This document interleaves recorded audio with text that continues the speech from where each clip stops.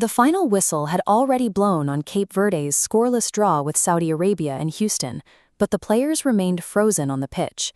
Exhausted and covered in sweat, they gathered in a tight circle around a single mobile phone. They were watching the final, agonizing seconds of a match across town between Spain and Uruguay. Their own game was over, but their fate in the tournament depended entirely on the outcome of that screen. This archipelago of 10 islands in the Atlantic Ocean is home to just 525,000 people. They are the smallest nation to ever qualify for the World Cup, and they were making their debut on the world's biggest stage. If the result held, they would cross a historic threshold. By finishing as the runners-up in Group H, they would become the smallest nation in history to ever reach the World Cup knockout stage. The final whistle echoed through the phone speaker, and the tension broke instantly. Tears flowed from the players on the grass and swept up through the stands as the realization of what they had achieved set in.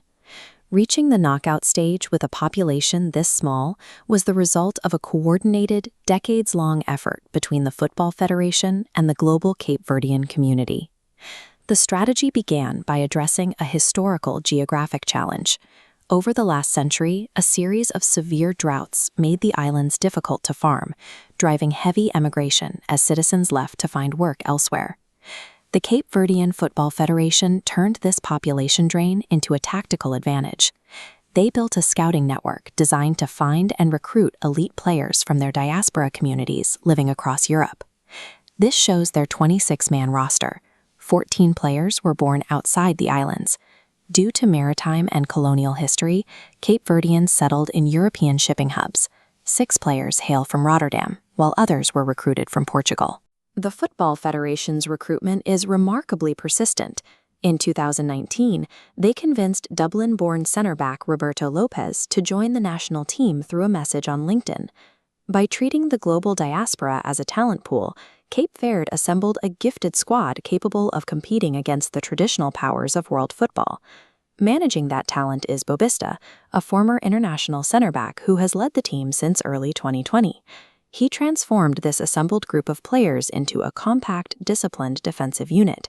That system was tested in their opening match against Spain, the 2010 World Cup champions. Bubista's squad was forced to absorb 90 minutes of pressure without losing their defensive shape. This chart shows the average number of fouls per match in modern World Cup history.